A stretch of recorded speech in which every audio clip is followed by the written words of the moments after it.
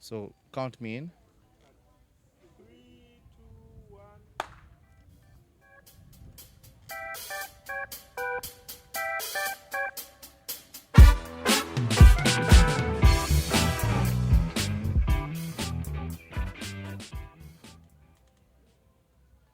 Yes, another episode of the Fat Cats Rugby podcast.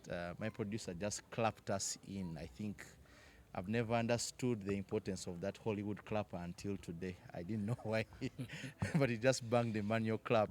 But here, as always, at the Gardens, Nigeria, a fine place near the BuildNet Apartments opposite Bulabira Road in Nigeria, where you can catch up on some nice vibes on a particular day where necessary. Obviously, here continuing with the rugby discussions, the podcasts here and there. But majorly, our focus today is going to be on part two on what we have called the Scrum-ble for power in a club that is known for this sound, powered by Black.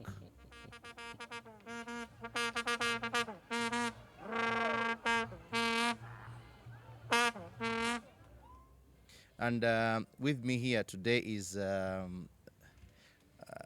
will say the name, but you will give me the title. That's the only way I don't want to get this thing wrong today. So I'm here with Joshua Wakabi, who is the Chairman Jinja Hippos Rugby Football Club. okay Jinja Hippos Rugby Football Club. So Joshua, obviously this is part two. When we're offset, you asked me why the title Jinja Hippos Scramble for Power. Yeah, because actually you're short of calling it the scramble and partition of... The scramble and partition of the Jinja Hippos. Not yet. We hope we don't get to that level.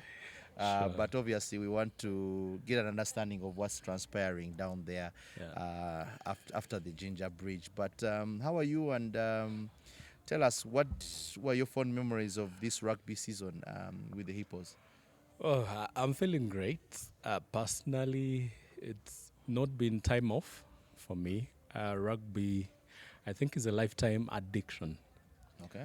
So basically, maybe catching a couple of rugby in other parts of the world a bit, but also in terms of the reflection in this last season, I think it was a game against Heathens, and just before and after the game, what the players said, Chairman, don't worry.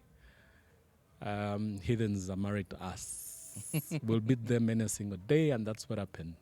So that's a good memory, but also the other one was the game against Cobs at Legends, and of course the final against the Pirates. So those are really, really fond memories for me. And in my heart of hearts, it's a stepping stone for the rest of the future of Jinja Hippos Rugby Football Club. Okay. I noticed the difference in titles, particularly as we addressed. The other week was Hippos Rugby Club, and then this one is Jinja Hippos Rugby Football Club. But we are talking about the same team that we see weekend out playing for the title. And Yes. which team is that? Maybe we'll get the answer to that. And Sure. take me up. Let's go back to that final. Obviously, you were under a lot of pressure at the beginning, and then you turned the ante and started blowing Pirates away, and then subsequently we saw what happened. But what were your takeaways from that final? Yeah, and I think it goes a little way before that final. Remember what first Pirates before? Yes. And they beat us. But the weekend before that, we had played at Chitanti against resilient Eagles. Yes. And man, the pitch. Yeah, the pitch. Kind of nearly half our team was injured before that Pirates game. So everyone wondered, oh, that's a whitewash. Yeah. It was playing so well, and then you come up against Pirates and blowing you out of the water. And then we get to the final. The boys prepared. And one of the most important things we learned as a club is the amount of preparation. Yeah. Just before that, the boys went into camp for 3-4 days, preparing for that game. They had their mental state straightened, and their bodies were in top-notch condition. Yeah. And then they come into the final, and oh my, the kind of rugby they played, awesome. And for me, I don't take anything away from them. They gave it their all, and all the boys were disappointed by the result because they knew this was their season. And I'd mentioned it before. If at all we don't take it this year, we're taking it next season. Yeah, and obviously looking at, I think we focused on the glitz and glamour of Pirates winning that particular title, but for those of you who are in the leadership of the club per se, what do you tell players in moments like this where you could clearly see they had the game, they had everything going right until that extra time came into play? The players have matured, and behind the scenes, before the game, there is a lot of pep talk. The coach does his work. The technical director does his work. For me as chairman, I'm only there to ensure that everything else is available. The money is available, the food is available, and everything else. But in that moment, when you've lost against Pirates, the takeaway this year was that the boys matured. Remember 1-2 seasons ago, Yes. the boys would be all in tears. Yeah. Did you see any tears this year around? No. That tells you a mental shift. And we have these team bonding activities after the games, and the players openly talk about what went wrong, what they could do better. And I think for me, that is a good place for them. So I don't need to tell them anything. The coach doesn't need to tell them anything. They have to rest until the next training session. Okay.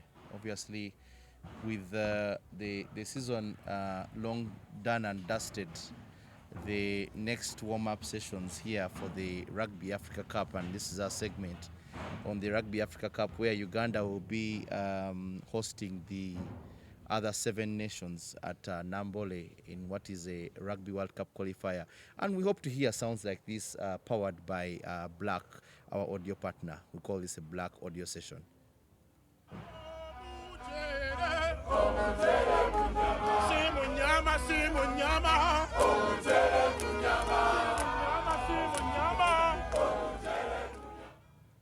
Yeah, having that that sound there obviously brings back memories of supporting the national team and watching them play, victory, loss, draw even, and how they have come from very, very far.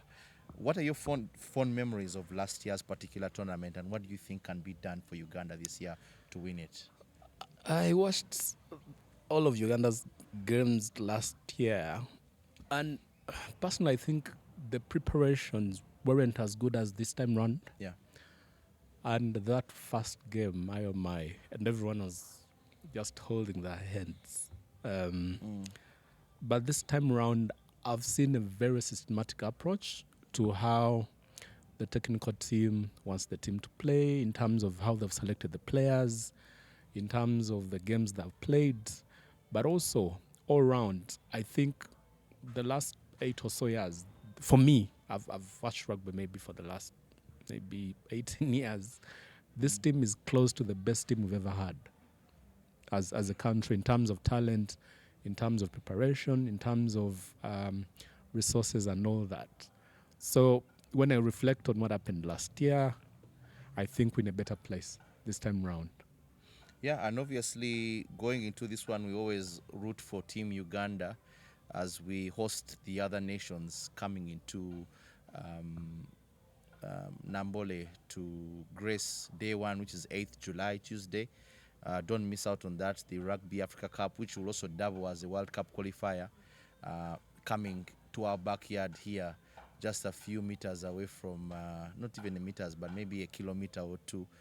Call it 5 if you want to walk that distance from here. And we expect lots of you to come and join us. So do look out for ticket giveaways on Fat Cats podcast platforms, as well as other platforms. Get your tickets as soon as you can, and get those excuses ready. We have to support the boys. And there's a particular thing I want to bring to your attention. For those of you who are watching, this is anniversary week and we all have to celebrate. So Fat Cats making 3 years this week, and we are celebrating our anniversary. And maybe as I did that in Scramble for Power Part 1, so in Part 2, it's only fair we do the same. What are your key takeaways from Fat Cats podcast, and what are your favorite captured moments from your perspective as a rugby fan? I think when you interviewed some of the legends, including Chimono, when I was growing up, Chimono was my favorite player. Oh, really? Okay. So I love that, but also some of the interviews with the officials have been insightful.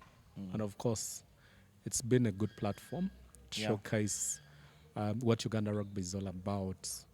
Also speaking to players, speaking to the union and actually individual people that make up the clubs to understand what exactly makes rugby in the country.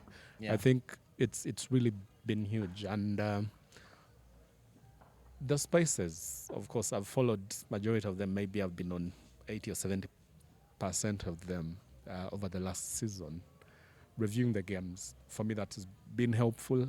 I know coaches that have been smart enough have been on those spaces, and I think that things that have picked up, and hopefully they've borrowed a leaf or two in terms of the reviews, the metrics that are discussed and all that. So yeah, for me, this one of the best things that has happened to Uganda Rugby over the last 3 or so years. Yeah, so thank you very much. I think we'll take the kind words in good stead, and hopefully we'll come back here on another day. I don't know if our podcast will still be here or will be in Mars, the way things are traveling. Please be here. Please be here. We'll very much be happy to continue doing this, and I think this just gives us encouragement to continue doing as much as we can to tell our rugby story. But obviously, you mentioned you've been in rugby for quite some time, 18 years. What has your journey in rugby been like? Where did you ever play? Did you play the game? Did you try high school? Everyone talks about high school, tag rugby. What's your story? Yeah. I've not played rugby. Yes. At all, except for touch rugby or beach rugby. Yes. But I went to a rugby playing school. Okay. That's Kiryowa College Boutique in Jinja. Yeah. And that, for me, it was quite easy to shift to mainstream rugby. Yes. And my journey is quite a humble one, if I could say. Yeah. I remember, I think 3 or so spaces ago, you talked about the Nile Rugby club. Yeah. You experienced playing against the Kenyans. Yes, we played Kenyans. And the Tongans in Jinja. It was very tight. And legends. Yes. So I was part of that setup in a way. I was humble enough, being fresh out of university, also helping the team. Yeah. Doing the smallest things you could notice. Yes.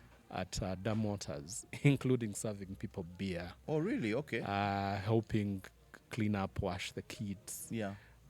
Helping the preparations for the games, travel with then the coaches and the team managers. For me, that's where I came from.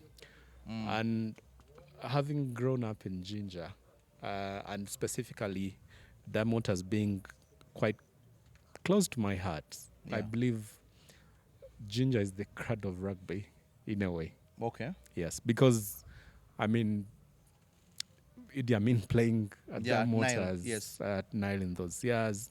You look at some of, the people we look up to in the current setup of Uganda Rugby, having their roots in Jinja in one way or another, but also in terms of talent, seeing what currently Jinja Hippos is doing. So, yeah, and also the schools doing their best, and I think in a few years from today, they'll be ruling because the appetite for the game is there, the setup is, and of course, there is all this yearning to play the game. Yeah. So yes. Okay, you very much participated in Nile. I think I still have a few pictures.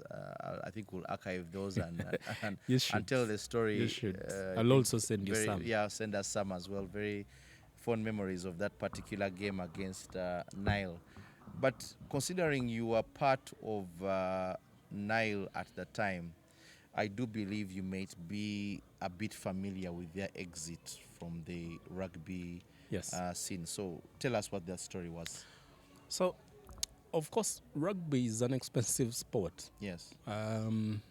It requires a lot of development Yeah. and a lot of investment. So Nile at the time, I think remember the days of Tag Rugby Trust. Yes. And actually that also forms part of the foundation for Jinja Hippos. Yes. Because the boys that were playing under Tag Rugby Trust and Bob, Wali, Yes. under Dot, Nekesa, Yes. Aboy, Singwid, and all those people who were part of that kind of setup really helped. So Nile tapped into that, but it wasn't yet time for those boys to really step up. Yes. So, and rightly, I understand why we had Kenyans and Tongans Yeah. play. I mean, Kenya is quite close Yeah. to Jinja. By then maybe an hour and a half. You playing in Jinja, but then there was a lot of support coming in from the then MD of Nile. So that was Nick Jenkinson. So really, he helped revamp the club premises. And if you played at Damot at the time, everything was Nile special, yellow, gold, black, and Nile special, Yes. branding all over the place. And that really helped the team to play for a couple of seasons. And then his exit from the Bro really didn't do well to the team. I think the team that was managing Nile's rugby club at the time didn't think about how we can sustain the club beyond the support. Yes. So in a way, like we say, for it's an individual person's team, usually Yeah. there will be a couple of challenges. But also there are things I might talk about in this podcast Yeah. that really led to the downfall of Nile. Yes. But they set the foundation for revival of rugby in Jinja. Yeah.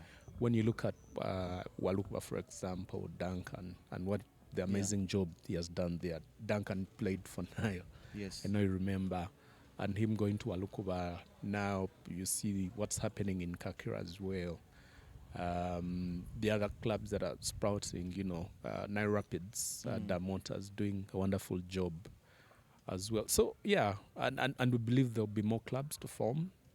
At least, they know of, people who are trying to develop rugby in different parts of Busoga region. So, yes. Yeah, obviously, I'm going to check my photos of the old days and see if Duncan appears there, if he was still in Nile at the time. So we're very much be interested in getting that done. But obviously, with the transition of Nile, there lives a gap. Yes. There lives a gap. And Manzi came here last week, as you're very much aware, is a continuation of part one, and gave us a history of Hippos Rugby Club and how it started. And is there something in respect to that history that you may need to add, or we take that as the gospel truth? Not exactly, but I mean, this savior mentality in rugby and in Uganda generally should end.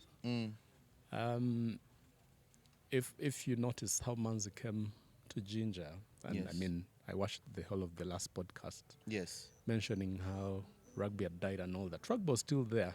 Yes. Boys were still playing. I can even name players who currently either are coaches or in management of other clubs. Please do. Byron Okuba? Yes, Byron Okuba, S&C of Pirates, yes. He used to be a hooker for Nile as well. I think I'll check the photos. Please we have 2 or 3 photos of that game on. Yes. You we have players, former players for Nile who were playing for Mongas. I think also one of their hookers. What's his name? Waiswa? Someone, who left Nile and went to Mongas. Yeah. We have players who have retired. What's his name? Oskol Brian, who is in Jinja. He played as a winger.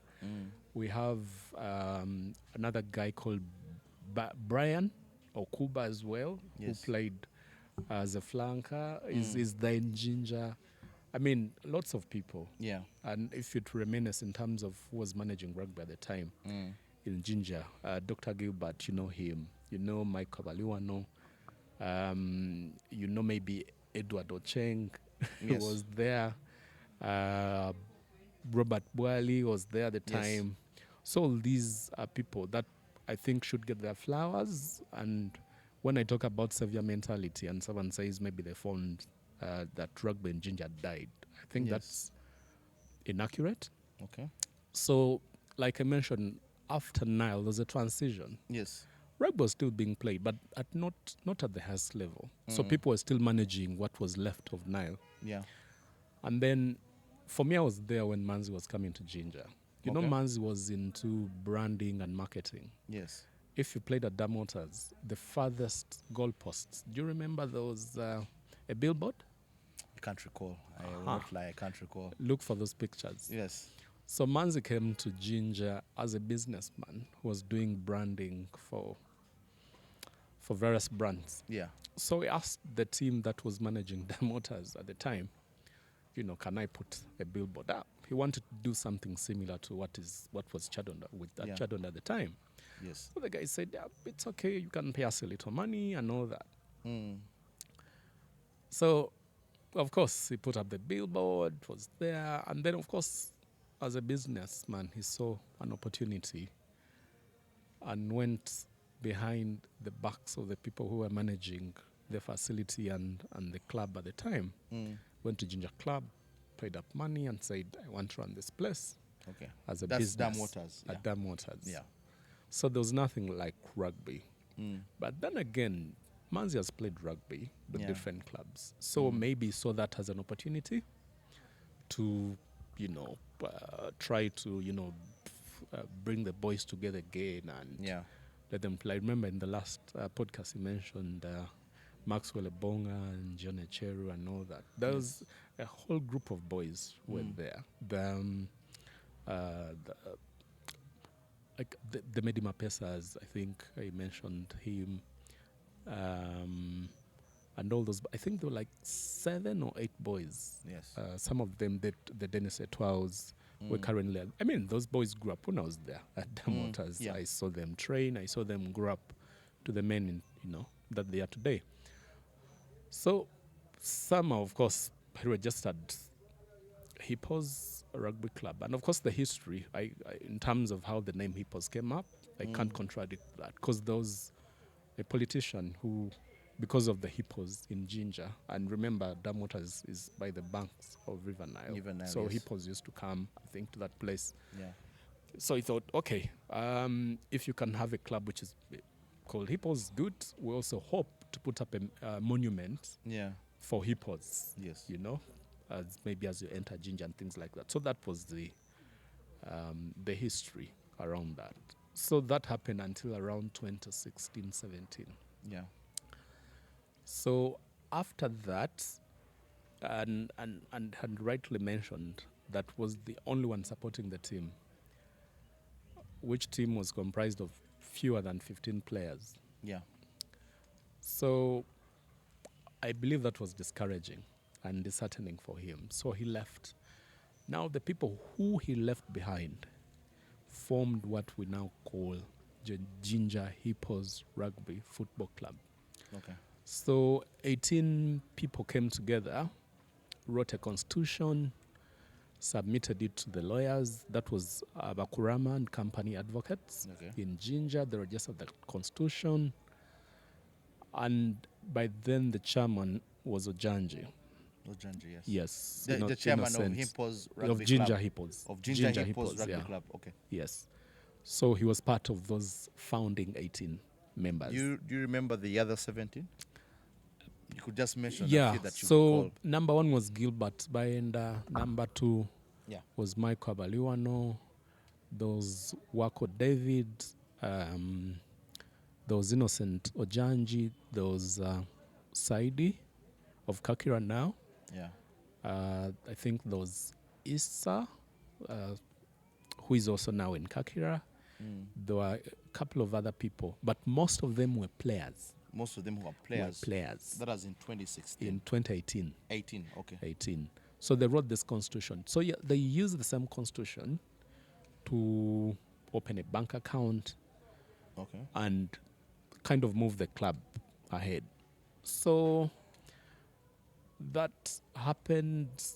They continued running the club. Said now took stewardship of the club. If you'd remember, he was coach. Yes, I he was do recall everything. Saidi was coach. He was yes. everything for that club. And Yes. then along the way, I think it was around 2019, other people joined, Yes. right? But not officially like they were becoming members or anything, but people were interested in the game, people who understood the game and basically attracted to supporting the team. Yeah.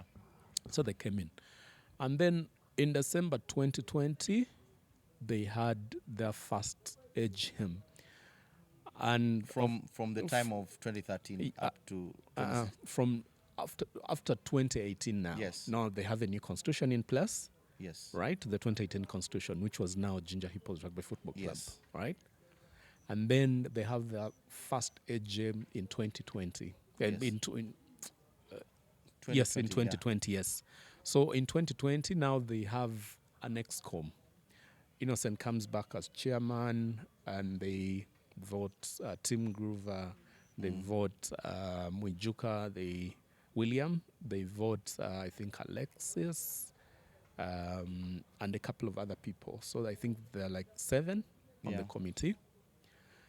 So that is it. But then problems came. Where did these problems start Now. from? But maybe just before you go to the problems, Yes. the Constitution 2018. Yes. What was the governing structure? I've looked at the Hippos Constitution of 2013, Yeah. and that had an ExCom managing affairs, but also had a trustee who was permanently appointed as Manzi. Yeah. So, what were the key features of this 2018 Constitution that people out there should know? So the first feature of that constitution was the change in name. Okay. And the name that was registered was Jinja Hippos Rugby Football Club. Okay.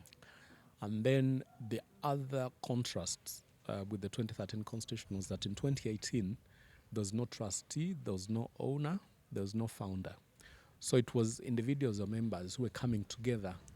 However, there's, I think, clause 6, which says the first 6 members on the membership form on the constitution, those will be permanent members Okay. of Jinja Hippos Rugby Football Club. Okay. And Manzi was not part of those members. Okay. So that constitution is there. It's for everyone to see. And the other thing was basically straightening some of the things that when problems with membership. You're paying membership, but then you don't have a decision around what kind of things happen within the club. You're paying membership, but then someone can hire and fire, and I think that's where where there's a bloodline with some of the current struggles. But again, it was a much more cleaner constitution. Now, in 2021, remember by then it was Nile Special Stout, Now Stout, yes. which was sponsoring the league. So I think for 2 or 3 seasons, I don't remember correctly. But then there was an incentivization project by URIU. Yes. What happened was that they required each club to submit updated legal documents, financial clean audits things like sustainability plans, things Yes. like technical plans, and all that, Yes. right? Mm. So the club, of course, shared those documents with Union.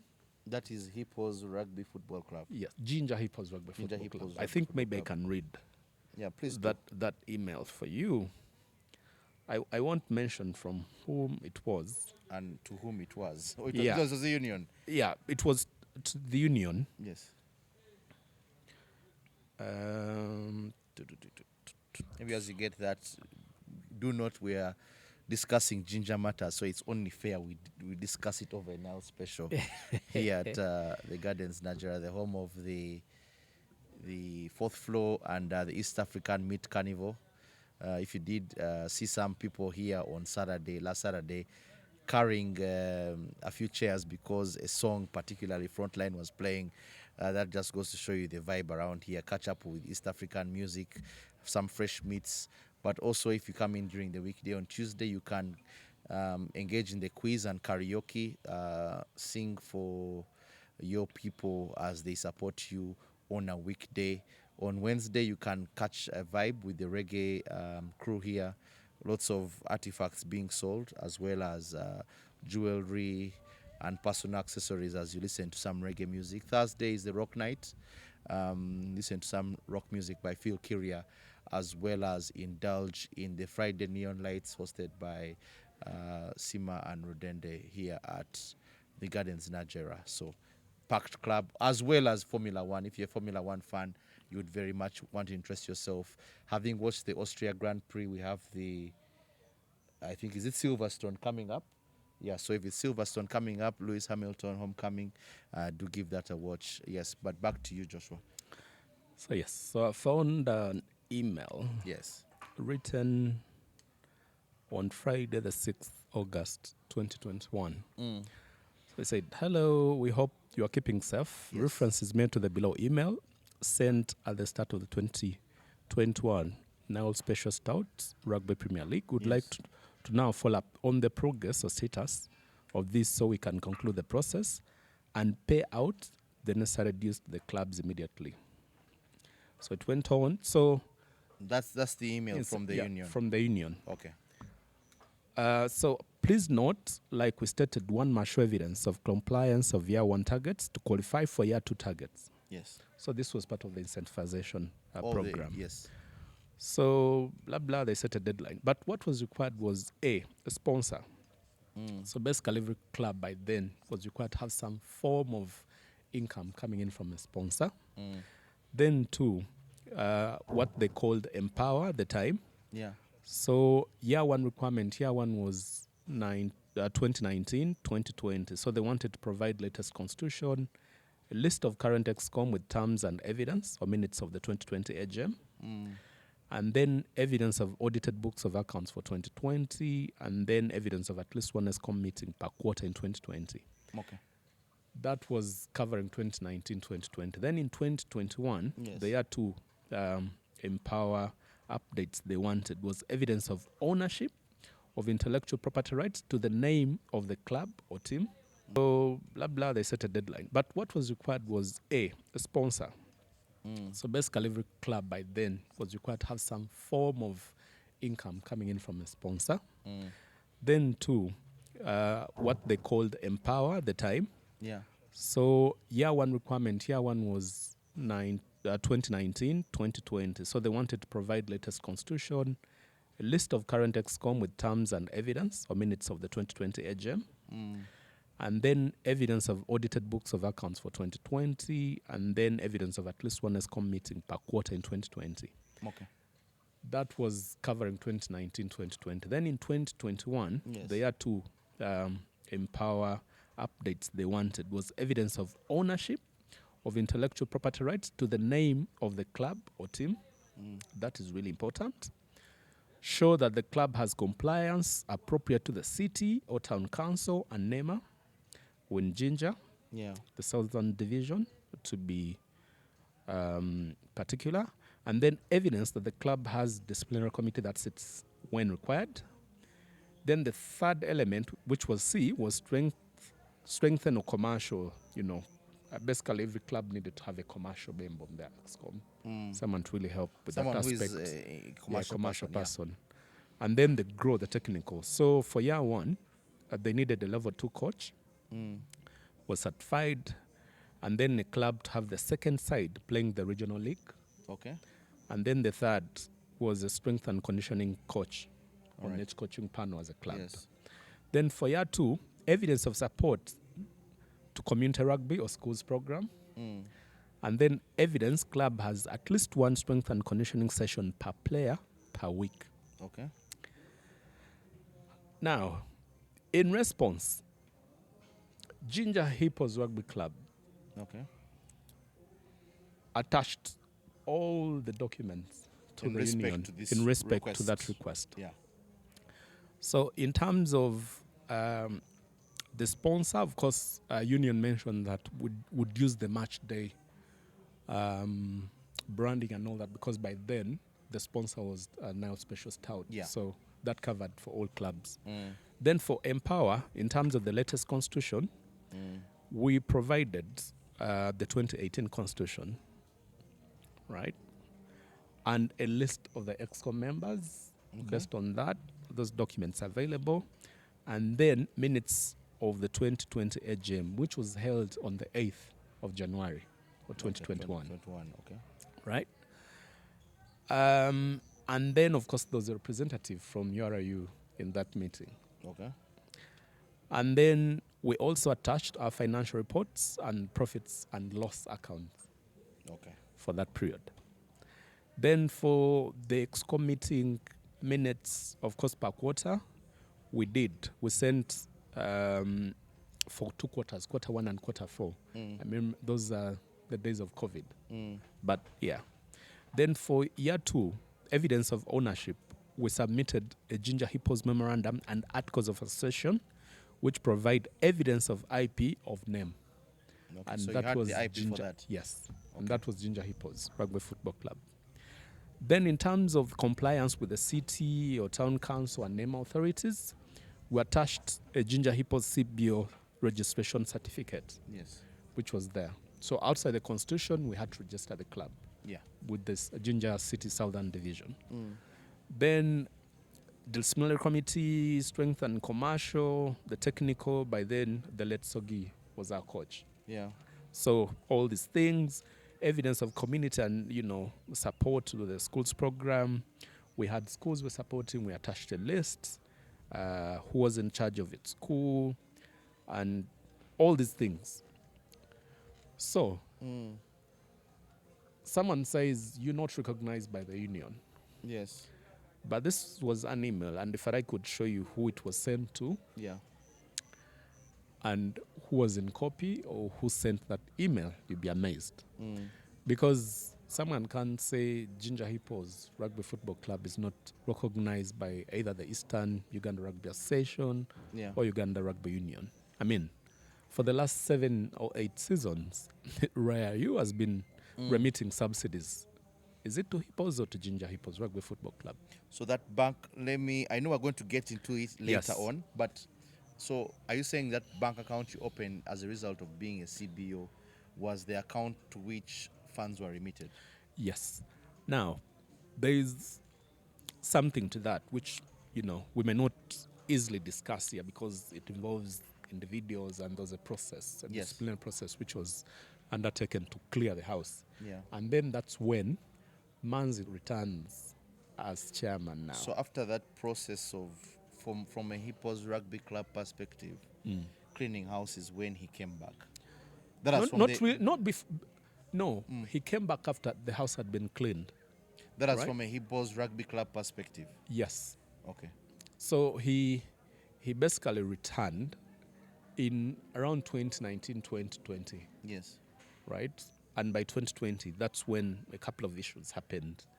And then he returned as chairman. Remember, there was another chairman and another individual that were in charge of running club affairs on top of other EXCOM members. But you're chairman, you're signatory to the club accounts, and maybe someone else on the committee is signatory. So a couple of things happened. Yeah. So there was a disciplinary process, and then people were let go. Manzi returned now as chairman. And then we played from that time until this season as Jinja Hippos. But then you ask a very important question Yes. around constitutions. Now, we had an AGM in November last year.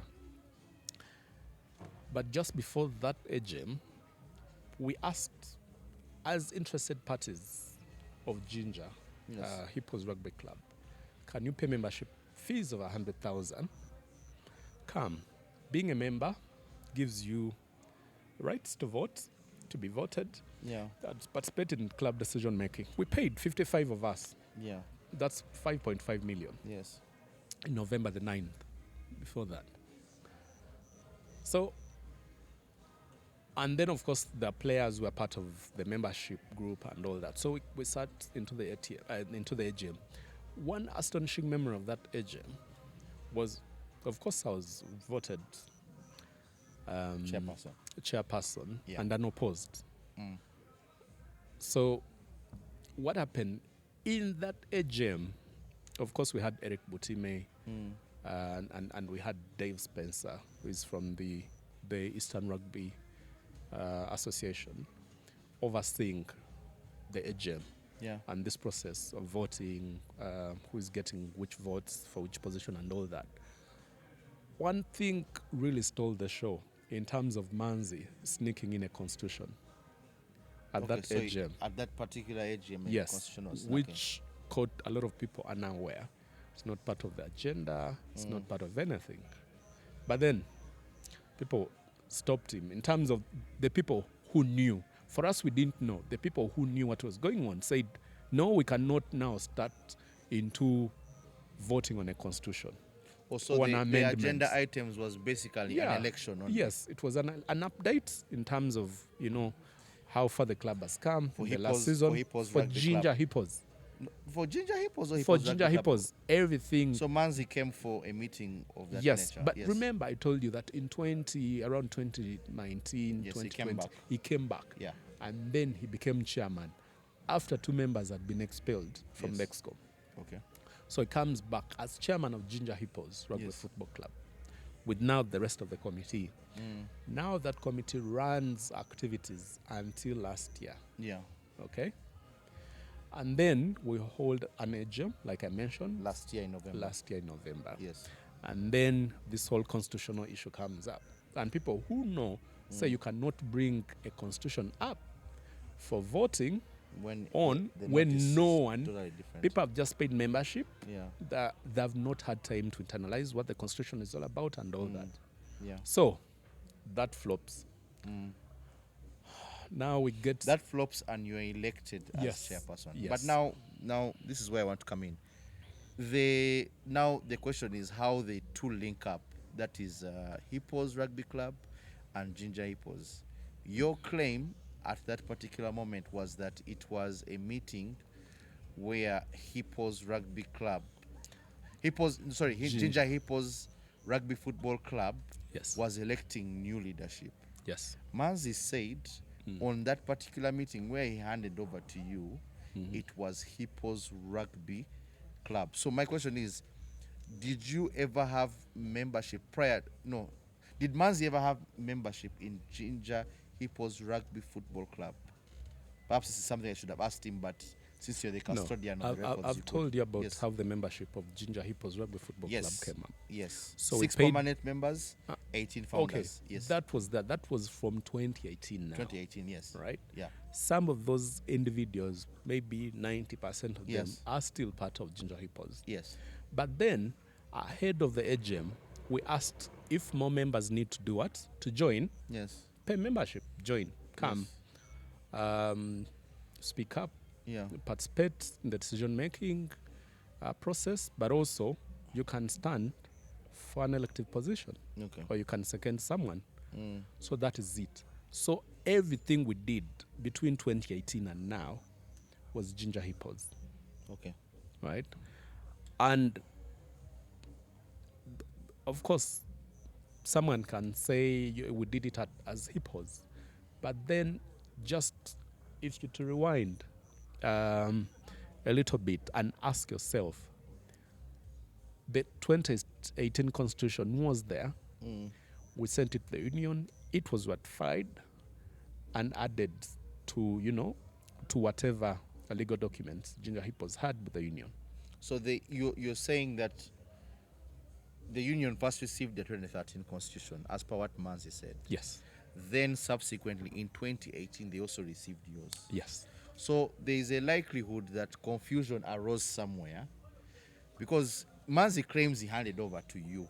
So he assumes... He handed over to me as former chairman of Jinja Hippos Rugby Football Club. So so the assumption here, I'm trying to get it clear for our listeners, yes, is that where, I don't know which analogy can I use to explain it. It is like these, how do I do it? Because I am seeing where the confusion starts. Good. I'm seeing where the confusion starts. Good. And it kind of now will lead us to our discussion subsequently. The problem, I think, okay, I see what you're saying. So let me say it in, let me say it in no clear words. Good. Any further clearer. You are saying the actual problem here was the union.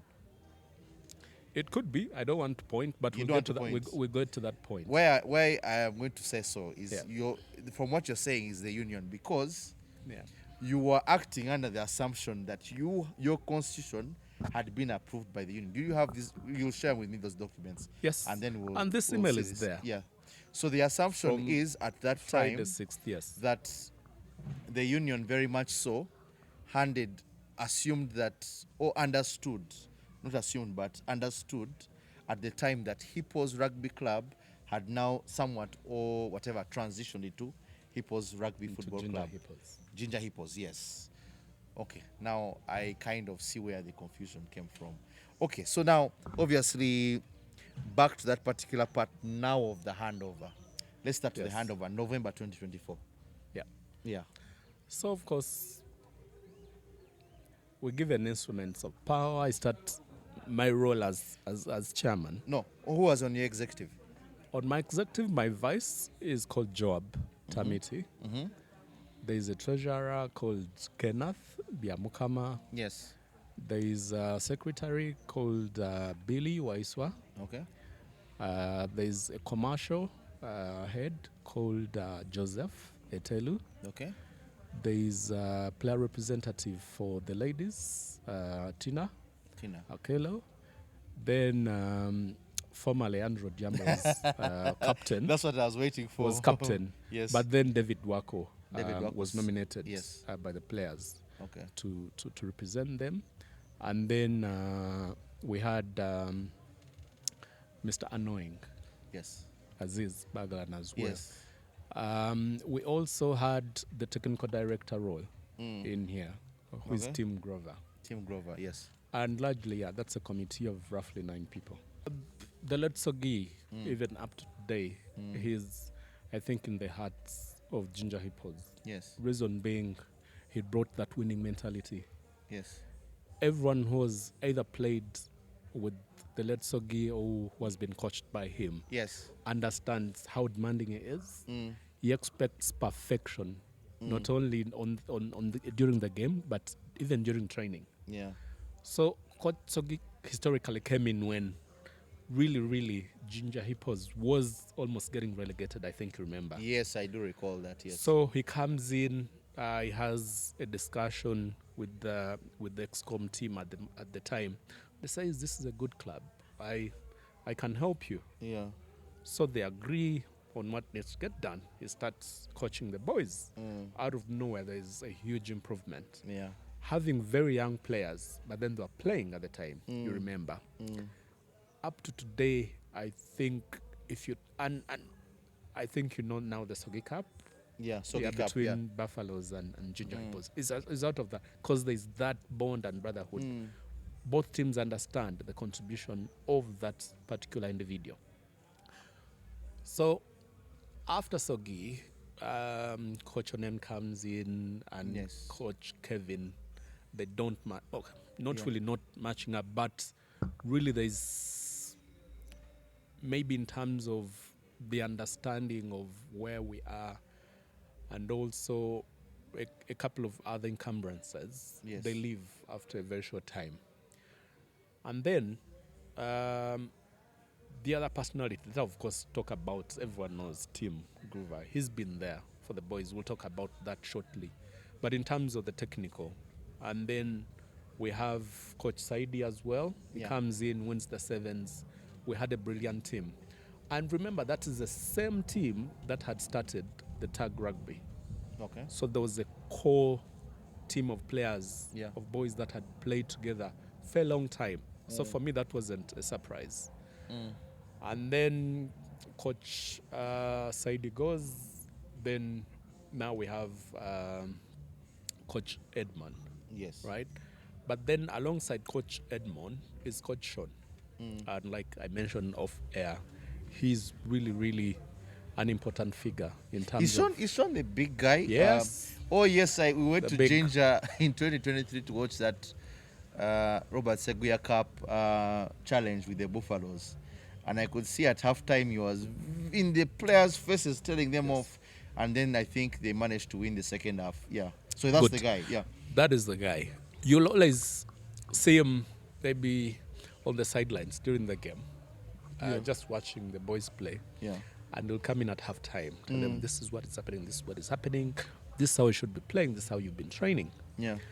And a lot of people don't understand how important Coach Sean is to this team in terms of the technical progression, in terms of strategically how he wants the team to play. For example, this season, the boys are already training. If you go on X, some of the insights he's posting in terms of diet, in terms of training, in terms of strength and conditioning, it's the person who really understands how exactly that roadmap should be. And then Coach Edmond really coming up to execute that plan on either on pitch or during training and things like that. Really, really important. But then the other figure has been Tim Groover. Really, really important in terms of our support. Jinja Hippos, to be honest with you, and that I had my colleague Manzi mention it here, saying the club ran him dry, right?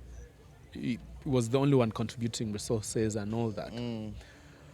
Now, Tim has kind of helped broaden the spectrum of support for the club from an individual level, helping the boys. I mean, our players are almost the same age. Many of them either still in school or just finished school, and things like that. So really helping them with, jobs or paying accommodation or knowing when meals are due, being on the pitch, ensuring that both the boys and the girls are, training, ensuring there is, food available. If a player is injured, recently there was a surgery, right? It cost a lot of money. A lot of people don't even understand. Okay, you've been in rugby circles, but you know how costly a rugby injury can be. Yeah, even most Shimona especially, mentioned it, yes, most especially if it requires surgery. Yeah. Whatever Manzi says is the new technical director, OJ, was flown to Nairobi for surgery. Surgery cost 13 million. Rehab cost a ton of money. Pauline has just recently been... Pauline Bankawiri has just been to Kosu for surgery. We had support. And thanks to, the Daily Monitor and the partners and the doctor at Kosu. But then there's an additional cost. I mean, medicine, rehab, and all these millions of shillings. And that's the side of rugby a lot of people don't see, that the individuals who really contribute that much to that. Or even, I mean, you private some information around national team and resources around that. Or even individual players, right? When they're preparing for some of these things. Team has had that connection, the one-on-one connection. And I wonder why people say we've brainwashed players. We understand, I mean, we're paying rent for players, we're paying for their food, we're paying for gym and all this, right? As an ex-com, and then with a huge contribution from team. But then people saying, "Oh, we've brainwashed players." Mm. Those boys have matured to an extent that they know. I'll use an English adage. They know which side of bread is buttered. Yes. And coming up and saying Union provides all the resources for teams to play. You and I know that's not true. Union only gives a subsidy. I didn't sign an NDA with URIU. Yes. But this last season, for example, the 15s, Union gave, at least for us, 9.5 million. Yes. I can give you a reposition right now for this weekend is 4.5 million. Okay.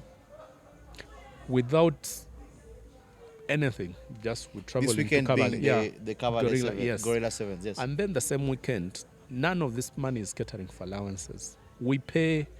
I mean, the reason we're here is because there's meticulous planning for the club. We pay these boys twice a month an allowance.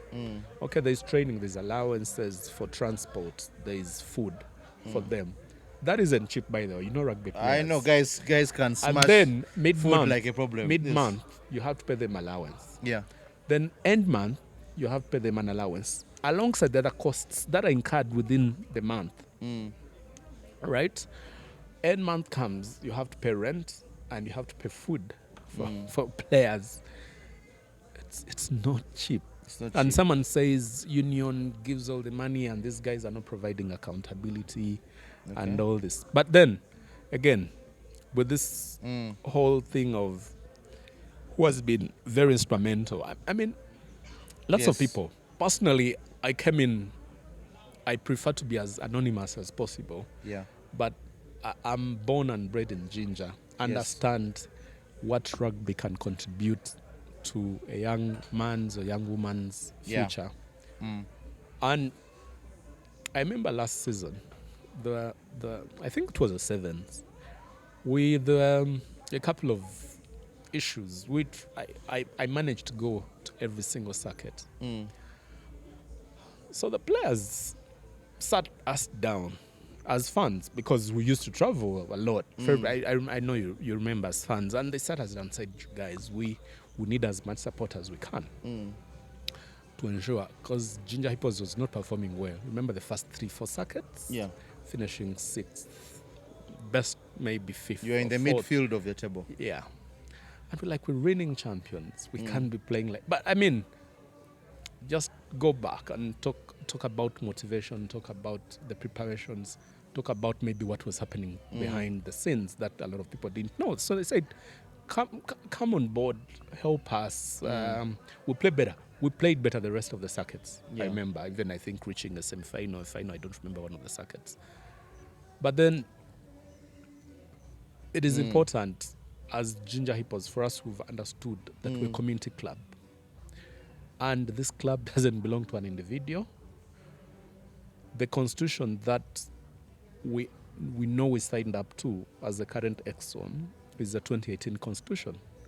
And that constitution guarantees that Jinja Hippos Rugby Football Club is a community club. Players take first priority. Their welfare is important. Yeah. And their views are as important as anyone else's views. But first and foremost, we take them as primary. We need to take care of them. These are young boys and men and girls who are doing that. But also the other members who pay their membership. Yes. A very important pillar, because these are the fans and well-wishers who paid the 100,000 to be part of a club they thought had a good future, right? Including finishing second in the just concluded Premier League. So how, as chairman, how do I come and sit here and say everything is all right without protecting the interests of these individuals? But arguments have been made that you unduly influence these players, and the result, I think where it comes from is the fact that the argument of players being involved in politics, and the impact it has in growing factions even wider at admin level. Now it's even coming to the players themselves, and also seeing the vivid posts on social media where they come out in your defense. I've spoken about it here twice. Yes. These players have come of age. Yes. And two, they have voices of their own. Yeah. We don't want to pinpoint like how Manzi and Ian mentioned it here. Yeah. But these are leaders in their own right. They're Yeah. captains. Yeah. You noticed it. Rujumba is captain, Fahad is captain, Booster is captain, Aziz is captain. They're leaders of the squad. They're the oldest players. They are only doing that because they're protecting the rest of the players, right? I mean, for us as XCOM, we've not gone all out to say the club belongs to us, and people have this wrong assumption that we're Yeah. fighting to own the club. No single day are we doing that. We're protecting the same individuals who are giving their hearts out, who are playing every single day. Yeah. The players. I mean, if there is an assumption that we've brainwashed them, I don't even understand how. The only issue is we're supporting these players in ways I can't even mention here. Yeah. Because that is important for rugby. Yeah. The best clubs in this country are doing this. They're doing the They're same. Yeah. supporting players, and these players are playing their hearts out every single day on the pitch. Yeah. You pay for their rent. You know how rugby players are. I totally You understand. pay for their that, yeah. food. You pay for their medical, right? You pay for their transport every single day. Take that from under their feet. How do they feel? It's a dog world out there. I Be can very show you tough, yes. messages of Yeah. how, chairman, I need transport, I need my rent is due, Yeah. and all that. And you have to pay because And you have to pay because this is a guy who yeah, puts his body on the line for you. yeah, we Might don't as have well. a lot of money, but Yeah. we're making that small contribution. It may not be for a long time. Maybe my term is 2 or 4 years. Yes. That would be my contribution. Let someone else come and take that on. Let someone bear that vision and ensure that Jinja Hippos is playing beyond this whole short-sightedness that we're seeing at the moment. Because this is a community club. Yeah. We've seen very prominent people call us. I've had meetings with prominent individuals, members of parliament, ministers, potential sponsors, talking to us about the value of having upcountry rugby and the amount of impact, that we're creating in the rugby space. And for me, every time I'm of the view, and I've mentioned it, this is a community club. Whatever happens, it should be a club that has community interests at heart. We have boys from Jinja that are playing, boys, who have been in school, that have been helped in several ways, that are playing. Yeah. And look at the national team. We have now players playing, Yeah. right? That's not by mistake. And I mentioned earlier, I'm glad that in one way or another, the team has taken a data-driven approach, in terms of performance during training, in terms of performance during the test games and all that. It's no surprise that we have Fahad Maidon there. He was a monster last season. Beast. Talk man. about PP, Julius Opio, in the yes. line out. Actually, he's going to play a pioneer role this year, taking over the reins from Uhuru Charles. Uhuru also took over the reins from Matthias Ocho. Good. So, yeah. Good. So, and that's not by accident. Yes. These boys are prepared. That was 6-7 years of work to get Maido where he is now, to get PP where he is right now, right? And then they have a right. These are players who understand what it now takes to play at that high level. Yeah. And now you bring all this, this belongs to me, this belongs to me. It can't work. And remember, a few weeks ago, players coming out and writing a memoir, I think it didn't come to the light of day. No, we actually have that. It's You one have. of the There is- segments I want to discuss with you as well. There was another one which was Yes. going to much higher levels. The one to the union. I think I did see it. There was one, there was Yeah. another. There was which another. followed. Yes. Recently. We just said, Yes. guys, first No hold need to- fire. no need to- Yeah, let's okay. take this slow and let's see what happens. Okay. But at the end of the day, they understand rugby has grown tremendously in this country. Yeah. And you don't need specific individuals to come and play savior and say this belongs to me or that belongs to me. Maybe in some circles, other clubs belong to other people. But for us, we've taken the community-driven model for Jinja. And for me, that's what I want. For me, the principles that I stood for when I was being elected as chairman, I still stick to those. The entire committee still sticks to those. And there's no single day when we'll be divided. And then we're pointing fingers to an individual. I know in the last podcast, those, you know, he did this, he changed the email, he changed the bank accounts. But he claimed he had been chairman since 2013. And said there was, what, a Hippos Foundation of sorts. But I'm like, less than 1 month into our office, you came up with a new constitution because you had failed to kind of table the other constitution during the AGM in November. So now you bring a constitution of Dam Waters Rugby Football Club. Who in this world would want a constitution? We've paid membership. There's a new EXCOM, and then you're just putting this on the table, and you signed it with someone or a few individuals and had the lawyer's stamp, and you're saying now this is the new constitution of Jinja Hippos Rugby Football Before we Club. get to Jinja Hippos, Dam Waters Rugby Club, you talked about savior mentality in rugby. Yes. And obviously, in the last podcast, we had a very detailed discussion about Team Glover. I usually don't like rugby digressing into discussions of Individuals. personalities, but we can't avoid it. So, in this particular instance, tell us about Tim, for those who don't know him. Manzi did say a few things that he has done for the players that he very much appreciates, but from your working and interactions with Tim, just paint a picture for those who are watching who he's about, what it's all about. Good. Actually, Tim never knew me really? until I Okay. became chairman. So Okay. he was skeptical. Who is this Yes. guy? And Yeah. it's good enough. I wasn't known in rugby circles. I'm a fan. I love following rugby events, games, and all that. But over the last 2-3 years before I became chairman, of course, I'd go to Jinja every single Yeah. match day. Go and watch Jinja Hippos play, and was always there. So I'm a passionate person. I'm a person of details as well.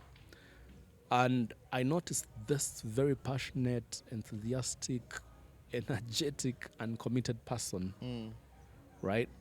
Before the games, after the games, when was in Jinja, trying to bring all the boys together. What's happening? Do you have boots? You know, what is happening? Do we have kits? Yeah. Go to the UK, bring back boots and kits for the girls, for the boys.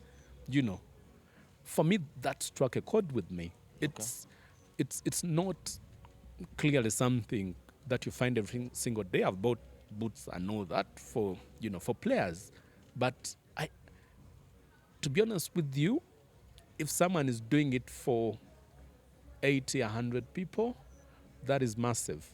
Yes. Right? Whichever way is doing it, it's a good thing. And then coming into the committee, of course, I speak with him almost on a single, every single day, and we talk about these things. You know, what he wants to do, what the direction, but also individual things around. Yeah. You know, we need money for this. We need money for this. Gym isn't paid. Our allowances are due. Due, yes. You know, chairman, I need money. How far with commercial? Do we have any kind of sponsors in the pipeline? Kind of the person who will put you into the mood to do something for the club, right? Yeah. And then when you look at, he has, a simple business.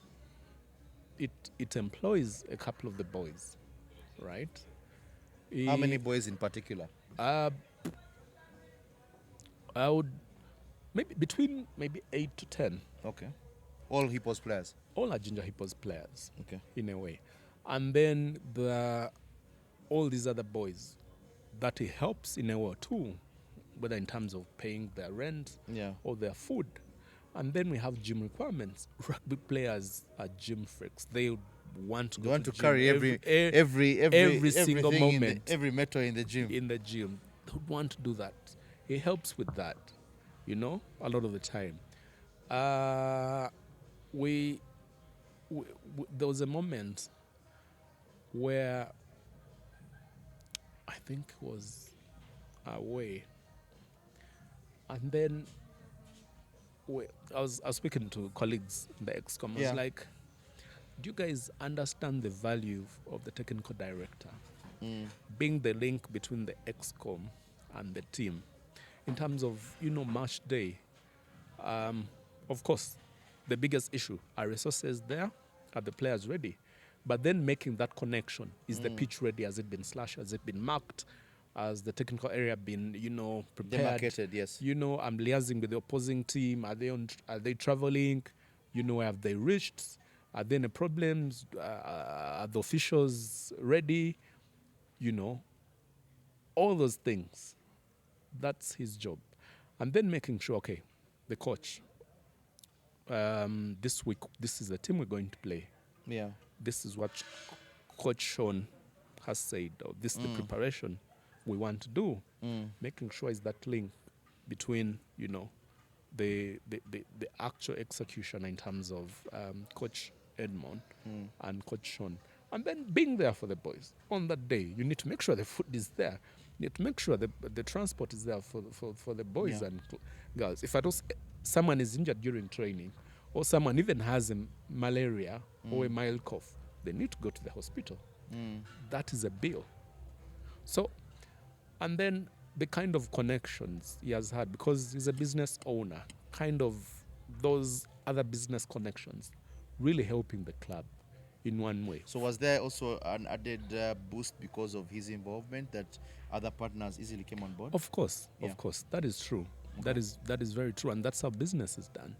If you have someone who is interested in rugby, or someone you can sell a rugby idea to, and they can come on board, it's one of those things he has done, and that has been immensely important for the club. Just this last 15th season, I told you we got a subsidy of that much money. Yes. Within a period of 4 or 5 months, we had spent over 60 million. Okay. And people always wonder, there is money elsewhere, there is money coming in. But the amount of resources needed for a club, if you have aspirations really in Uganda, even 60 million is little money. Is little money, considering the amount of investment you need to prepare players, to make sure everyone is every single day performing at their best. So he does all this, and for me, I'm happy he's part of my XCOM, and every single day I'll defend him. Well, yeah, obviously back to the challenges. With all that history and background, there will always be challenges when it comes to running the club. I did notice early this year you had challenges with particularly the Nile Rapids not being able to have funding. And the rumor or the word being cut at the time was that your sponsors pulled out because of your management challenges. What was the issue there? Okay, but at some point, the partners, we don't call them sponsors at the moment, kind of pulled a plug. With all these things going to the media and all that, we lost money. That was towards the quarterfinals. But even before that, let me take you back to the start of the season. So, at the start of the season, of course, those communications, there were certain expectations in terms of subsidies that were coming in from URU, but also internally, we have a budget. We know for us to complete a whole year of playing rugby, there's a minimum amount of money we need. But then at the start of the season, we had 3 teams. We had the main Jinja Hippos men's team, we had the reserves team, and then we had Nile Rapids playing. If you've been around rugby for long enough, you know how much that is in terms of resources needed. So, of course, Union was to subsidize costs for all 3 teams. And then, of course, a couple of challenges emerged at the time. And then it was quite challenging. And even we reached a point where we said, the reserves, you're not playing. It's just too expensive for us. But then also at the start of the season, you gave us 2 million shillings for Nai Rapids. And that was it for the entire season, really. So I wonder who would in their mind of minds, would know or even understand that we had to basically manage at the time without sponsorship, without subsidies for the team and all that. So we had to really, really make a call as the ExCom. It's not that we're denying the team resources to play, it's just that the resources were not there. And then we had a review. At some point, I was like, what do we do? And I think, remember, those particular, all the ladies' teams suffered. Actually, the ladies rugby I think you remember the GoFundMes, the kind of fundraising campaigns that were happening on online. Yeah. So that was part of everything. It's It was not only Nai Rapids. scheme problem. Yeah, it's not only Nai Rapids that was suffering. But actually, even remember, Nai Rapids was a beneficiary of one of those campaigns that was being run by Black Pearls. And kudos to Helen and her team. Yeah. She reached out, we spoke, we understood the challenges, Yeah. and she sent us some money. So the last kudos to the Black Pearls for running that. Yeah. So the last game, the subsidy, part of the subsidy that we received was from that fundraising campaign. So as an ExCom, we just stopped on that money, and then the girls played. But this whole thinking that we didn't want the girls to play, it's not something that we even thought about as a team. But it was a general problem. It affected both the men's team and then the girls' team, and that is it. Okay. And the challenges, obviously financial, but also they trickle into the boardroom. Now we have the boardroom fights here and there, and they subsequently end up at the union and NCS. What was that process like? So we had 2 meetings. Basically, what our union called them were arbitration meetings. Yeah. The expectation was that gentlemen were sitting on a round table and discussing the way forward. Unfortunately, the first meeting, I think, which was in either end of January or sometime in February, I wasn't in the country. But my colleagues, I think 4 of them attended that meeting. The vice chairman, the treasurer, the technical director, and I think someone else. I think a player representative. There are even photos of that. I'll share them with you. So they attended that meeting. The resolution from that meeting was, guys, get some time, sit together, try to find a middle ground for all this. So I returned, I was briefed about what happened, about which resolutions were made in that meeting. And then the first meeting that we had was in Jinja at Dam Waters. So that was the game against Heathens, if I don't remember. So we had won. Yeah, we won. So before the game, 6 of us sat. I would say, whatever is happening isn't healthy for the club. Can we wait until the end of the season? And that was going to be May. And I think that we had that meeting somewhere in March, end of March. So we said, by mid-May, the season would have ended. Why don't we come back on a round table, bring all stakeholders on board and discuss how we can move forward? Now, that was fine. Yeah. That meeting was fine. So I wrote to URIU telling them, we had a meeting, this is okay, this is okay, this is okay, and this is our proposal. Yeah. Union kept quiet. Then, a day after, Manzi writes to the union. He says the stakeholders can't wait. They want the issue resolved there and then. And we actually dumbfounded. Then, before even union gave us a date, I had a one-on-one meeting with Manzi at Silver Springs Hotel. Yes. We discussed, and he says his problem is an individual. He's not XCOM, is not what. The problem is with Team Groover. And I'm taken aback by that. He says money for this was swindled, money for this was swindled, money He talked for about this. Manzi talked about the Hippos Foundation. Yeah. To which, for me, honestly, I don't know much. I asked the people who were there before about the Hippos Foundation. They gave me paperwork.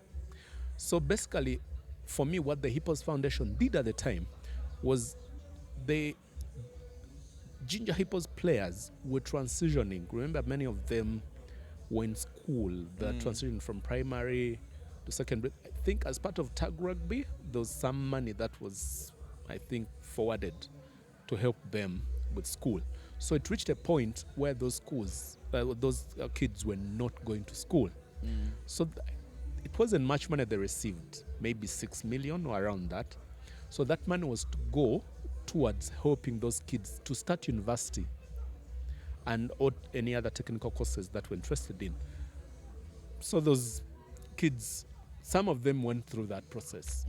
I won't speak on behalf of those players, but Aziz is a beneficiary, Dennis Etwao is a beneficiary, and all that. Jonan was a beneficiary until maybe money ran out to, I think, 2022, 2023. Yeah. But then I said, where is the paperwork? As chairman, I sent an email of accountability for the monies received and spent. And there's no money. And up to today, there is no record of whatever, Hippos Foundation or anything like that. And then for me, the bigger question that begs is, Manzi was chairman for how many years? He says 12, 13? From 2013. So why, And with coming back breaks in between. yeah, so why is that question coming right now, at this moment? I mean, as chairman, he should have known what was happening, right?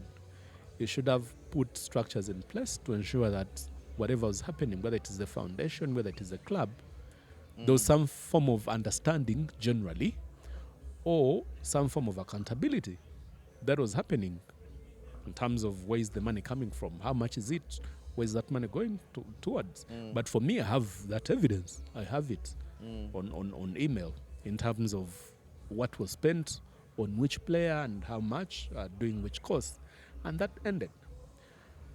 So it's for me, it's quite disturbing for someone to claim there's a Hippos Foundation and someone is siphoning money out of that. And maybe it really, at this point in time, it really helps me to reflect on what happened in the course of the season. Is someone fighting for money, or is it that someone is being targeted on claims that there's money coming in from a foundation and they don't have their hands on this money? But couldn't you understand where it's coming from, being the person who founded this club, and monies are being collected or allegedly collected? No, but where are those monies? Yes. Where are those Those are the monies? questions directed to you. Yeah. So the ideally for me, I've told you what I know about any money that was received. I was out of that, went into players, into that So tuition. going directly into players. Yes, and that ended. There is no documentation, there is no minute, there is nothing about a Hippos Foundation. So for me, it is non-existent. Okay. Yeah. Now, obviously, back to the challenges of URU, NCS, and we wouldn't call them challenges, but the arbitration. I don't call it faction, but the side you subscribe to is accused of having frustrated these negotiation talks. You did not show up. You mentioned you're out of the country, but you sent your team, No, but you are not the in the country. first meeting, Yes. I was out of the country. Yes. I returned. Second meeting, I was there as chairman. Sat in front of 8 men. Should I mention the individuals who were there? Go ahead. If you are There was liberty, the general yes. secretary. Yes. There was, of course, Mr. Yairo Kasasa. Yes. There was the CEO in that meeting. There was representatives from the Eastern Uganda Rugby Association, that is Duncan, Yes. and Coach Leo. There was, I think that particular meeting, there was no representative from National Council of Sports, but in the last meeting that been there. So we sat we discussed like what is the issue and all this. First and foremost, for me, what I took out of that meeting was that it was a meeting where someone's ego needed to be massaged. Someone asked me, do you declare in this meeting that Manzi is your boss? In that meeting, I said, no, he's not my boss. My bosses are the people who voted me into power. Voted into power, yes. And those are the ones that I'm accountable to. Then, of course, he said there was a lawyer, a club lawyer. I mean, I don't know if at all there has been a lawyer all this along, but there was someone who was sleeping throughout the entire meeting. Yes. And then when his view was sought, at some point woke up and said, but young man, you're wasting your time. Why don't you sit on a table and resolve this issue? And of course we said, this is something that is quite easy to resolve outside this meeting. Yeah.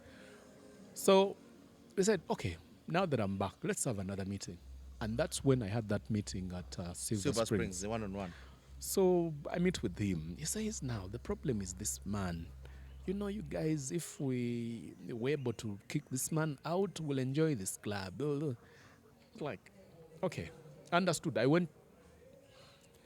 took back. And actually, for me, what I told him was that if you say you want all the clout and recognition that you're trustee, you're founder, and you're the owner, and you out of the loop of all the decision making that is happening within the club, I'll always send you a message every week, or we'll have a call and I'll tell you, this is what has happened, these are the boys that have trained, these are the injuries, these are the costs we've incurred, and these are the issues we're having.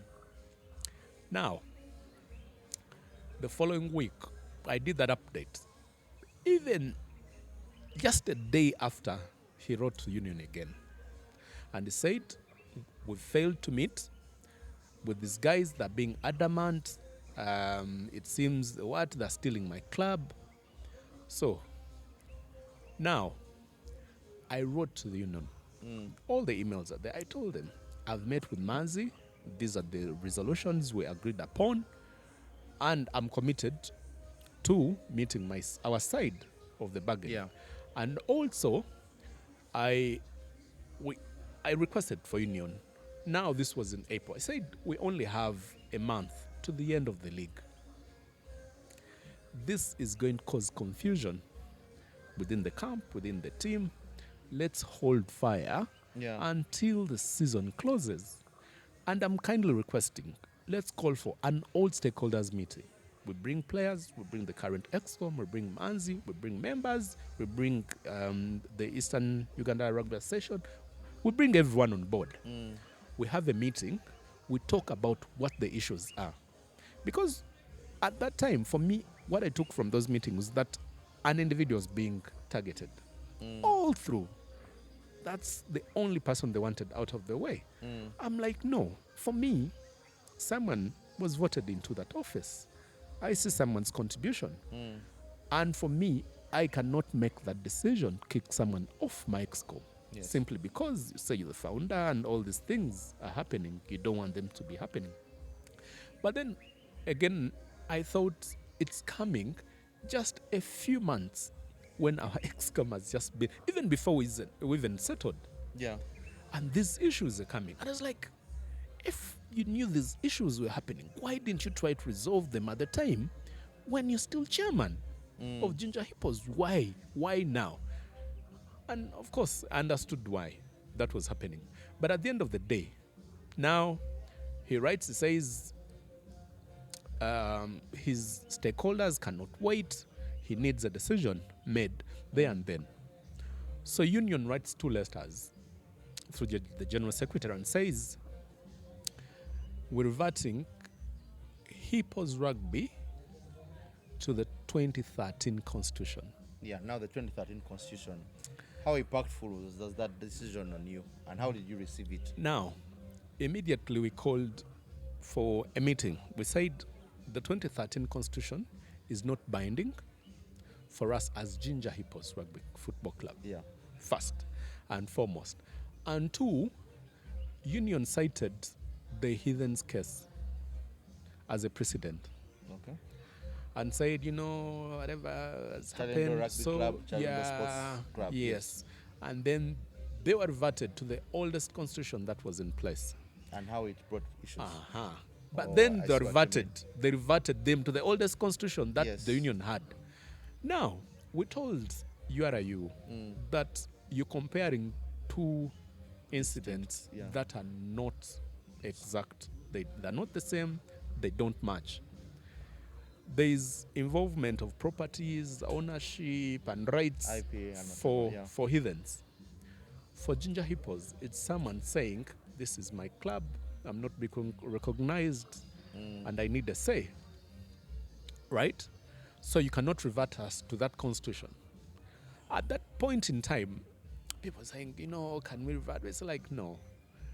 Let's write again to the union and engage them on this. There is evidence to that. Yeah. I'll share it with you. Yes. But then, after that, everything was cut off. So now there was a media frenzy. Jinja Hippos reverts to Hippos Rugby and the 2013 constitution. That's when we tried to dive in your DMs to understand what was going on. Yes. And immediately, we lost every single penny we had. At that particular point. That was in April. That was in April. Yes. Remember, that was at the peak of our season. We're Peak playing of so well. Yes. That was towards the Cobs game. Yeah. In Jinja. In Jinja, yes. And I think, remember that result. Yeah. As painful as it was. Yeah. People's minds were not in it. Because we open to players, we tell them what is happening, that the biggest stakeholders. The moment a player says, I'm not playing, no rugby will happen. So I told them, this is what has happened, but I want you to play. And actually, players said, we don't want to play this game. We said, no, it's not sportsman-like. You need to play this game. I said, okay, we play. And then, if you'd remember what happened during that game through the players' leadership, Manzi mentioned on this podcast that team sent players to go and harass him. No. The evening before, Manzi... That's the video you're talking about. That video that you posted at the start of the podcast. Yeah. Manzi called me and said, now, the team is playing tomorrow. What are the preparations? I said, there's no money, but I'm committing my money and all that. Then I learned, because I stay in camp, but I learned that Friday I got to Jinja, and I learned the following day on Saturday, he spoke to a couple of players and he told them the ExCom doesn't want to give you money. The players know the truth. They know where the money is coming from, who is providing these resources, and how. So he gets to Jinja and says, no, your chairman, I signed off the money. The chairman has your money. Now the players tell him, no, that is not club money. That is chairman's money. You say you're the owner of this club, Jinja Hippos. Give us our allowances that are due to us. And there's a gentleman who really helps with the get collections and all that. He had collected 600,000. So I told him, no. If Manzi is trying to cause all this thing, I remember maybe in that video, I don't appear, but they sent one of the players to me and called me and said, I want to record you. Didn't I release money to you? Why are you not giving it to players? I said, that's not exactly how it is. I volunteered to give the boys my money. That's a couple of millions of shillings for this game. Yeah. And now you're telling them the wrong things, that you released money and we're not giving them the money. So it's up to you. Give them, because they said they don't want my money. Give them your money, because that's what they want. So anyway, the guy who had collected the money, I tell him, he says, even whoever is saying accountability, says, okay, I told him, please give the 600,000 to Manzi. It's not even covering half of the costs for the team. You have 40, 50 players, because we pay allowances for everyone who has come on that day, because you don't know who will get injured, and all that. So they're there. So players tell him off. Basically tell him, we don't know you, we've never signed contracts with you, you've never been there for any of us, we've had problems, we know the people who are there for us. This whole thing of you saying we're playing for you is not there. And I think that if you to think about what has been going around from players around social media, yeah. we Hippos, Jinja Hippos and all that. It's Yeah. because the contracts are with Jinja Hippos, first of all. Every single 2 weeks we have to give them allowances. We have to pray for them. We're paying for the coaches, we're paying for medical, we're paying for everything, right? So that whole video now, everything ends. I tell the players, okay, accept that money. We'll sort out everything after the game. Because for me as chairman, it's my role, and I've taken it upon me and my vice chair to have that team bonding afterwards. Because I know how I would sort anything else that emerged. I said, leave him. Incidentally, there were journalists there who were capturing that moment, and that's how it went viral. Oh, that's how it got viral. Yes. Well, players. Now, with the players, as we discussed earlier, very passionate, they have come of age.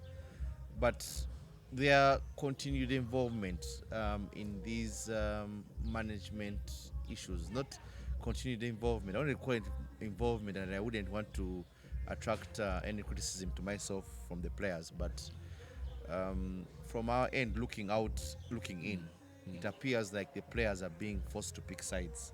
What do you have to say about players' involvement in matters of politics or management of a club? Very much aware that players are the primary beneficiary, or they are the primary stakeholder as to why we even have a podcast. Is because of the players. So good. So I take you back to the composition of Jinja Hippos Rugby Football Club. All players are members of the club. That means their voices need to be heard, first of all. But secondly, all the voices that you've heard are from the players' leadership, not any other single player. Yes. Out of the 53 registered players of Jinja Hippos, I think it's Isaac, Aziz, and Fahad who have been vocal about it. Are those not leaders? Okay. They are. Argument, yes. Fahad was captain last season. Aziz is our sevens captain. Rujus was our assistant captain. Right? So they speak from a place of knowledge and understanding of how far the club has come, who has supported them, and they speak on behalf of the other players.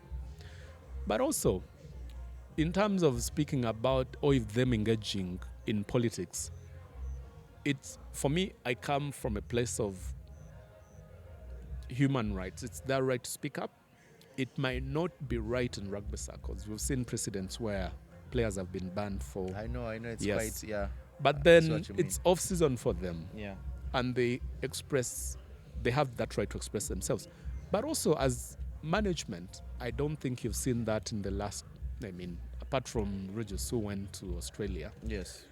And will not play for us next season unless otherwise. So he's going to do his rugby there. But apart from that, I don't think you've had any other social media qualms coming through. And we've spoken to these players. And I think from our camp, it's quite surprising. We haven't been as vocal, right? We've not appeared anywhere talk about, Jinja Hippos and things, because we know what it really takes for the club to be run, and we understand the interest of the club, and the players. So for them, I think they've calmed down, they understood, and to be honest with you, they understand that they have our backing as the current EXCOM. We're supporting them every single day, and they know they will play next season, they'll participate in all tournaments. And actually I was worried when someone talked about Kampala International Sevens and how Hippos didn't participate because of these wrangles. And I'm like, who has been around rugby for a long time and they don't understand? You've just gone through a final 10 days after. I think, Edwin, in the top 6 or 8 teams, we had the smallest squad. Okay. Yeah. Our players had just been through a grueling season. It was their time off. No training, nothing. They needed to enjoy their now special, enjoy their time off, no rugby, no training, nothing. 10 days after the season, and then you're calling them for training and you want them to be part of. Next year maybe Faro it's there. We'll prepare better, but I see where you're going Yes. with this, but yeah, we needed the players to considering rest. Pirates had a feeder side that Yeah, played that. and None of Cobbs their as well. players Yeah. as Cobbs as Yeah. well. Yeah, And I we had the kind of smallest. see- We had the smallest I see squad. what you mean. Yeah, makes sense. So players were still injured. They Yeah. needed that rest. So I had to make So that it wasn't call. management No, issues related. it wasn't or a the management fights? issue. I know Manzi wanted boys to play. We said, no, you're not going to play. You're not training, not anything. We actually put punitive action in place. We need your welfare in place. There is a very young, untalented boy who got a concussion. He just recently Cleared returned. the protocols. Yeah? Yes. Yeah. Because we understand these are still young boys. They have so many years of rugby ahead of them. They need to have their rest. Manzi made reference to players training, and you also said that you're preparing your boys to go and participate in the Gorilla Sevens. So tell us about that. Yeah, the team is ready. Even our poster should be up right now. Yes. Confirm our participation. So the boys are there. We paid the allowances for end of month today. Yeah. They're going. We've got transport for them. Everything is approved, and they're going to have a good time. Last year they were able to go into Bunyonyi for a good ride. Oh, okay. Yeah. To be honest, we look- they're going. We And look. let me tell you, maybe there is a Hippos side that Yeah. Manzi is talking about that is going to the Gorilla 7. That's okay. Yeah. If they're training, that's fine. And for us, the core of the squad is there. All the players that are registered We'll play. under Jinja Hippos and that have contracts under Jinja Hippos are going to play. Okay. Yeah. Now, there was a meeting you guys had. You put out a post where denouncing Manzi's ex-com that had been appointed pursuant to his powers as trustee, Yes. and then you denounced that publicly. You put on his post as fake. Yeah. You had a meeting as Jinja Hippos Rugby Football Club, Yes. and then you subsequently announced court action to go ahead. Just take us through that. So, what the norm has been, there's been a lot of changes. Yeah. And you can't sit Yeah. in your sitting room or living room and say, I've appointed so and so and so and so and so and so to be part of the EXCOM. That in itself demeans and undermines the whole spirit of why we have governance structures. Yeah. For me, everything that has happened in terms of social media, all the communications have been through my office as chairman. Yeah. And I'll put my head on the table for that to be chopped. Yeah. It's not team, it's not anyone else. We have to agree there's collective action as a team, as the EXCOM. So when Manzi announced, a new EXCOM, we're like, that's fine. And he categorically said that's for Hippos Rugby. And that was okay. The only problem was saying my EXCOM was no longer taking care of business at Jinja Hippos. So that in itself was wrong. Yeah. Without consultation from the members, without involving players or any other person who had a stake in Jinja Hippos Rugby. Yeah. So we marked that as fake. Yeah. We put it on our social media handles and we stand by that. 2, we called for a special general meeting Yeah. on the 14th of last month. So basically to provide an update and seek members' views of what next. And now that this is there, and everyone is, by the way, standing, they're aloof, they're watching on to Yeah. see what is next, what is going to happen. Everyone. We had 3 sponsorships on the table at the end of the season. By the last game, that game against Pirates, I had sponsors in my palm like this. All we had to do was keep whatever was happening, everything running smoothly. We're putting structures in place. I mean, I was, 4 months, 5 months in the office. In the office, yes. And we're trying to make sure things are moving smoothly, we're commercially viable, we're playing the best rugby, we're attracting better and new talent and all that. And then this thing, so we called for a members meeting on the 14th of June, provide them an update and ask them, what do we do now? This has happened, this has happened. So of course, everyone said to hell with Manzi's pronouncements because they knew the reason behind that. So also provided them with an update on the engagements with the National Council of Sports and URIU and other stakeholders, and they said that's fine. And we presented options, and those options I spoke about them in the last space. But the last one that you speak about is the courts or the legal action. Yeah. So I think it's been taken in the literal sense, but we needed legal support as a team. Get a lawyer who understands the dynamics of the law and sports generally. So that's the person we brought on board to advise. And in terms of next steps, we'll see. But like we've discussed much earlier, I think the best way forward is to come together.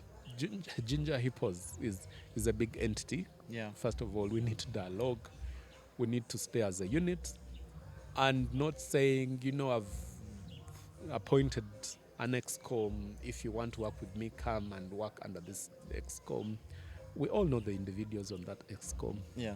None has the heart for rugby. Yes. At the least, not even solve 0.1% of the problems we deal with every single day. So it's about coming together and understanding that rugby has moved on, Jinja has moved on, and all these squabbles around, this is my club, I'm the founder, this. It doesn't help at the end of the day because rugby should win every single day. That's what I tell people. That's why the podcast is in place, rugby, because Thank of you. rugby. So obviously you've touched the future in respect to this, but anything that can be done to revive this mighty club? It's not about reviving. The club is there, Ginger Hippos is there. We're out to win. And whatever is happening now will be resolved, whichever way, the easy or the hard way. I think hopefully with time, once things are resolved, we'll move from it being the scramble for power to the line out of power. Just highlighting that Jinja is now in the great strides of the line out and going forward as they should. But Joshua, any last words? Well, thank you for hosting me first and foremost, but also for the great work that you're doing. And to the partners, to the members, to the players, all stakeholders of Ginger Hippos. Your support is needed and it is appreciated. But also for everyone in terms of my ExCom, you need to stay strong. Whatever is happening will end. And be rest assured that the team is intact. The team will play next season. The team will play the sevens. And everyone within the club has our support 100%. All right, thank you very much. You've heard it from Joshua Wakabi, the chairman of the Jinja Hippos Rugby Football Club. As we continue with anniversary week of Fat Cats Podcast, do get your merchandise. As you can see, I'm putting on a nice shirt made by Quera Sports for us, but we also have our merchandise. As you see, the fancy bucket hat, do get those. And we look forward to seeing you on the next episode. Thank you very much.